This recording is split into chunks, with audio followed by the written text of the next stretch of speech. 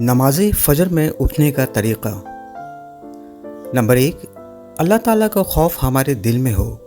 Number 2, रात को हत्तुल इम्कान जल्दी सोएं। नंबर 3, सोते वक्त फ़जर की नमाज जमात से अदा करने का पुख्ता इरादा करें। नंबर 4, अगर मुमकिन हो तो दोपहर का खाना खाकर थोड़ी देर आराम कर लिया करें। नंबर 5, दीगर 4 नमाज़ों की पाबंदी करें। नंबर 6, वज़ू करके और अल्लाह के ज़िक्र के साथ सोएं, क्योंकि अल्लाह का नाम लेकर सोने की वजह से शैतान के हमले से हिफाजत रहेगी। नंबर 7, ऐसे असबाब इख्तियार करें जिनसे फ़जर की नमाज के लिए उठना आसान हो।